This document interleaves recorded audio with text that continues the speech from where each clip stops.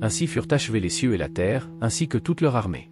Et le septième jour, Dieu termina son œuvre qu'il avait faite, et il se reposa le septième jour de tout son ouvrage qu'il avait fait. Et Dieu bénit le septième jour et le sanctifia, parce qu'en ce jour il s'était reposé de toute son œuvre que Dieu avait créée et faite. Telles sont les générations des cieux et de la terre lorsqu'ils furent créés, au jour où le Seigneur Dieu fit la terre et les cieux, et toutes les plantes des champs avant d'être sur la terre, et toutes les herbes des champs avant qu'elles ne poussent, car l'Éternel Dieu n'avait pas fait pleuvoir sur la terre, et il n'y avait pas d'homme pour labourer la terre. Mais une brume monta de la terre et arrosa toute la surface du sol. Et le Seigneur Dieu forma l'homme de la poussière du sol, et il souffla dans ses narines un souffle de vie, et l'homme devint une âme vivante. Et le Seigneur Dieu planta un jardin à l'est en Éden, et là il mit l'homme qu'il avait formé. Et le Seigneur Dieu a fait pousser du sol tous les arbres agréables à voir et bons à manger, l'arbre de vie aussi au milieu du jardin, et l'arbre de la connaissance du bien et du mal. Et un fleuve sortait d'Éden pour arroser le jardin, et de là il fut divisé et devint 4 têtes. Le nom du premier est Pison, c'est celui qui entoure tout le pays de Havila, où se trouve l'or. Et l'or de ce pays est bon, il y a le délium et la pierre d'onyx. Et le nom du deuxième fleuve est Gion, c'est le même qui entoure tout le pays d'Éthiopie.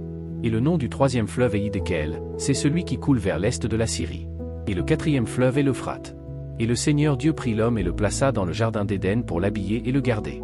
Et le Seigneur Dieu commanda à l'homme, disant, « Tu pourras manger librement de tous les arbres du jardin. Mais de l'arbre de la connaissance du bien et du mal, tu n'en mangeras pas, car le jour où tu en mangeras, tu mourras sûrement. » Et le Seigneur Dieu dit, « Il n'est pas bon que l'homme soit seul, je lui ferai une aide pour lui. » Et du sol, l'Éternel Dieu forma toutes les bêtes des champs et tous les oiseaux du ciel, et il les amena à Adam pour voir comment il les appellerait, et quel que soit le nom qu'Adam donnait à chaque être vivant, tel était son nom.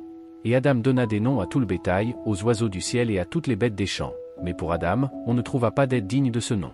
Et le Seigneur Dieu fit tomber un profond sommeil sur Adam, et il s'endormit, et il prit une de ses côtes, et ferma la chair à sa place. Et la côte que le Seigneur Dieu avait ôtée à l'homme, il fit de lui une femme et l'amena à l'homme. Et Adam dit, « Ceci est maintenant os de mes os et chair de ma chair, elle sera appelée femme, parce qu'elle a été tirée de l'homme. C'est pourquoi l'homme quittera son père et sa mère, et s'attachera à sa femme, et ils seront une seule chair. » Et ils étaient tous deux nus, l'homme et sa femme, et n'en avaient pas honte.